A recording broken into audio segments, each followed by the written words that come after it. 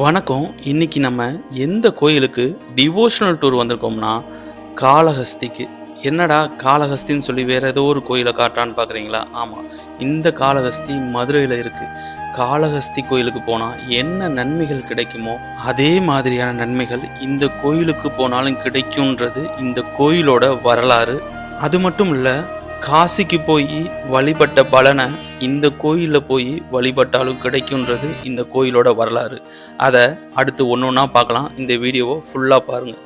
இந்த கோயிலோட வரலாறுன்னு பார்த்தீங்கன்னா, மதுரையில் மீனாட்சி அம்மனுக்கும் சுந்தரேஸ்வரருக்கும் சிறப்பாக திருமணம் நடந்துச்சு. அந்த திருமணத்தில் கலந்துக்கிட்ட பதஞ்சலி முனிவருக்கும் வியாக்கரபாதருக்கும் ஒரு பழக்கம் இருந்துச்சு. அது என்னன்னா, தினமும் சிதம்பரம் பொன்னம்பலத்தில் சிவனின் நடனத்தை பார்த்த பின்புதான் உணவு அருந்துவதை இருவரும் கடமையாக கொண்டிருந்தனர். ஆனா இவங்க 2 பேரும் இப்ப மதுரையில இருக்காங்க. உடனே சிவன்கிட்ட வேண்டுறாங்க. சிவன் அவங்க விருப்பப்படி மதுரையில வெள்ளியம்பலத்தை தோற்றுவித்து அதில் நடனமாடினார். சிவனோட நடனத்தை பார்த்ததுக்கு அப்புறம் இந்த 2 முனிவர்களும் சாப்பிட்றாங்க. சாப்பிட்டதுக்கு அப்புறம் பதஞ்சலி முனிவர் ஒரு வில்வ மரத்துக்கு கீழே தியானத்துல அமர்றாரு. மதுரையை ஆண்ட சடையவர்ம விக்ரம பாண்டியன் இந்த இடத்துல ஒரு கோயிலும் கட்டுறாரு.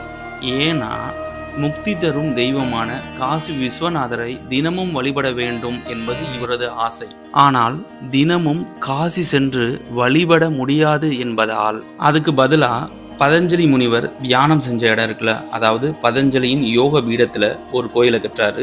அங்க காசி விஸ்வநாதர் விசாலாட்சியை பிரதிஷ்டை செய்து வழிபட்டு முக்தி அடைந்தார் என்பது வரலாறு.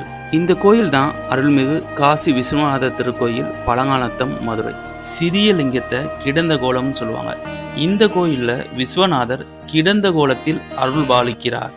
காளஹஸ்தியில் இறைவன் வாயு உருவமாக இருக்கிறார். இந்த கோயிலையும் இறைவன் வாயு ரூபமாக தான் இருக்கிறாரு.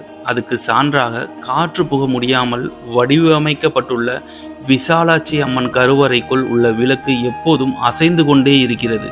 இந்த கோயிலில் ராகு கேது தோஷம் உள்ளவர்கள், சர்ப்பதோஷம் உள்ளவர்கள் பதஞ்சலி முனிவரை வணங்கினால் தோஷம் விலகப்பட்டு திருமண தடை நீங்கும் என்பது நம்பிக்கை.